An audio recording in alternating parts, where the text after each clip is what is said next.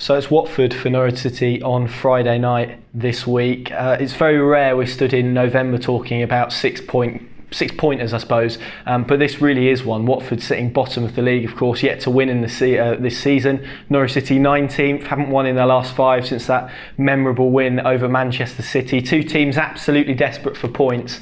This does feel quite seismic, and in terms of kick-starting a season, this is definitely one of the games that has the potential to do that for both sides. Let's start with Norwich City then. Of course, they come into this off the back of a 2-0 defeat to Brighton. Probably lots of concern actually coming off the back of that, given perhaps not the manner of their performance and lack of effort, but definitely lack of quality. And when we speak about Norwich at the moment, we're talking about a massive disconnect in terms of their defence being really, really busy and their attack being quite quiet. So that need for balance seems quite pertinent, given that they've pretty much got one fit centre-back still, and everything we say about Norwich City has to be caveated with that, although even though we do say that, 3 of the current back 4 were the back 4 who won the title last season. It's just Christoph Zimmermann who's out injured. With that in mind, then let's go straight on to the Norwich team that I've picked. I'm doing this on the assumption Ibrahim Amadou is fully fit, given he was on the bench last weekend. I'm hoping there's not too many causes for concern with him. So I've gone with Tim Krul in goal. I think given he's been someone who was discussed at length as having his position under threat in the summer, he's come out and probably been arguably Norwich's player of the season so far. It's certainly kept them in the game at Brighton, has produced some wonderful saves this year and really stepped up to the Premier League, and his leadership and his presence is massive, as Norwich saw when he wasn't in the side recently because of injuries. In terms of that back 4 then, I have gone for Aarons, Amadou, Godfrey and Lewis. This was the back 4 that I think most Norwich fans will probably say is their favourite. Balances with those young attacking fullbacks. Ben Godfrey, of course, young as well. And if they can find that balance in midfield to get those fullbacks pushed on and further forward, then that could be a key to this game, and I'll come on to why later. In terms of midfield, I've gone for a little bit of a switch around.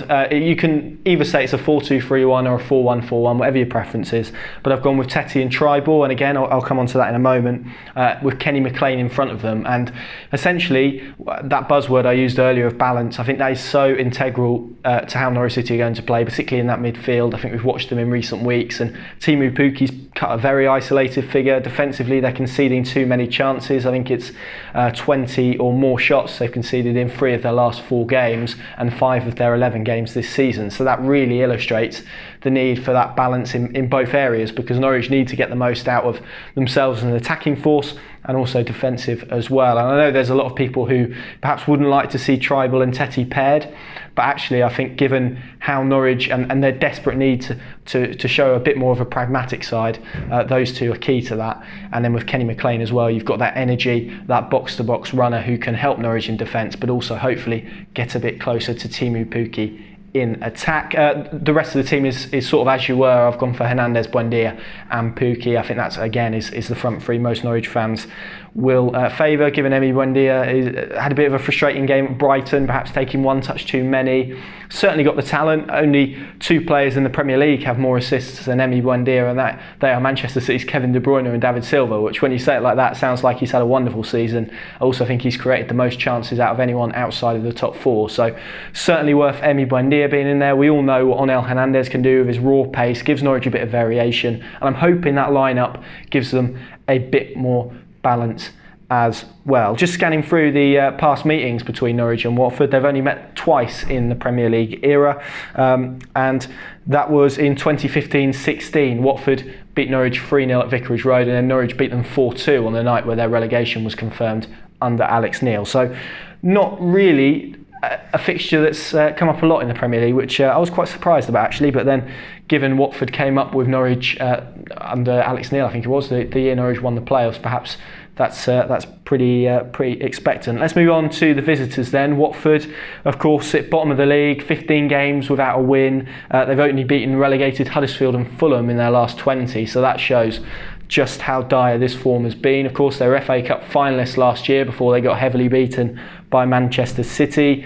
They lost 2-1 against Chelsea last time out and have already had a managerial change this season, of course replacing Javi Gracia with Quique Sanchez Flores.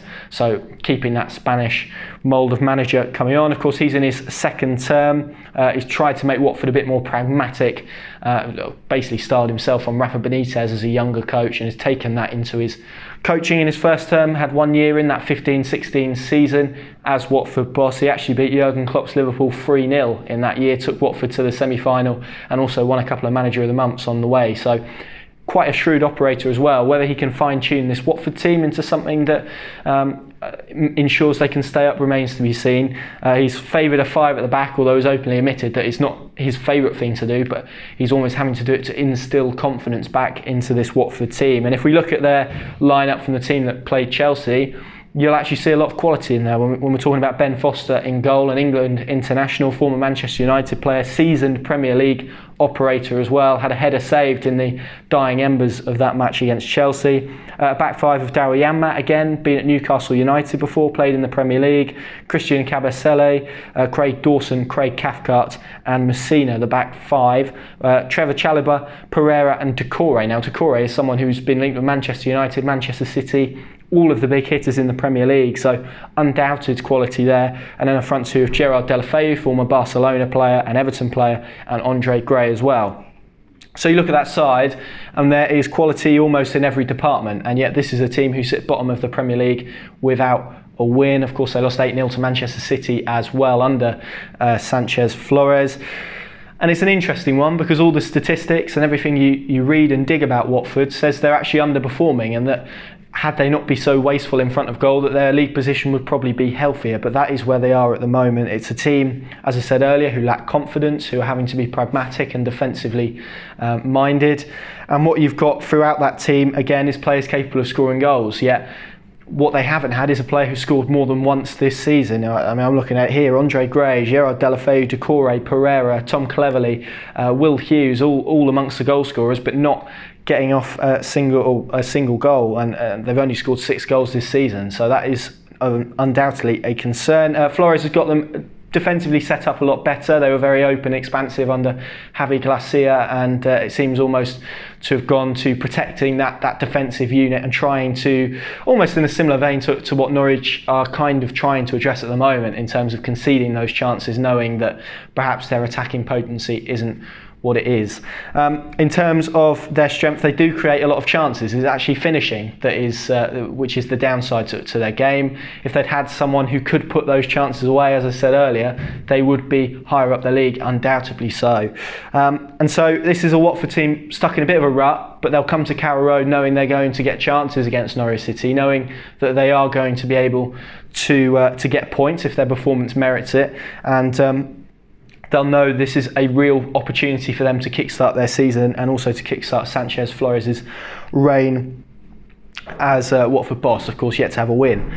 I've highlighted 2 players, one who I think is recognisable to all football fans when you mention Watford, and that's Troy Deeney. He has been injured, hasn't played since August, although the club have tweeted pictures of him back in training this week. So whether it's a start for Troy Deeney or an appearance off the bench, that's something that Norwich City are going to have to be very wary of, considering how they struggle with Sebastian Haller and his physicality at West Ham.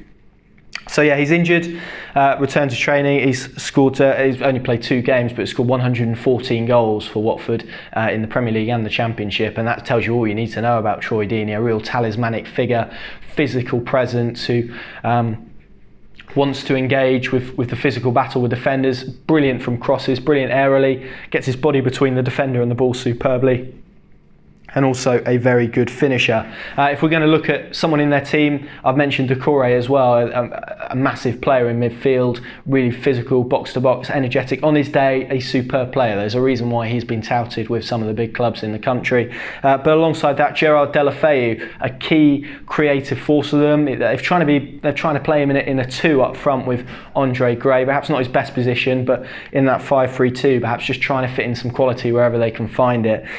He's scored 1 goal, 1 assist, and 2 dribbles per game, 2.4 shots per game. So that again underlines the issue that I said earlier in terms of their attacking threat, that they can create the chances, it's just finishing them that's the problem. Intrigued to see whether Watford do stick with that 5 at Carrow Road. As I've said throughout this video, I think they're going to see this as a real opportunity to take the game to Norwich, to get 3 points and to try and get off the foot of the table, because if they do beat Norwich, they will move above them. For Norwich, this is a crucial game. Of course, the mood music around the place at the moment isn't too great, given everything that's happened with injuries. Recent results and performances as well have been a concern. We haven't really seen maybe a good performance, a complete performance from Norwich since that Manchester City game, and there's a lot of question marks and a lot of self-doubt. And of course, when Norwich play the way they do, one thing you do need is confidence, and they seem to lack that at the moment. Have they strayed away from their philosophy? That's up for debate as well. Certainly at Brighton, they seem to pin themselves into corners and give the ball away at regular intervals, but of course this is a young team. They haven't really suffered a run of games without a win like this since they came into it. So will Norwich stick to their philosophy? I think that's an undoubted yes. It's just about how well they can deploy it on Friday evening. This is going to be an intense fixture, a tight fixture, a nervy fixture, and you just feel whoever gets the first goal based on the two sides may well win the game. Thank you very much for watching. Make sure you subscribe to the Pinken YouTube channel as well. Plenty of great content coming in the run-up to Watford, but also after as well, and pinken.com is the place for all your latest Norwich City news and analysis. See you soon.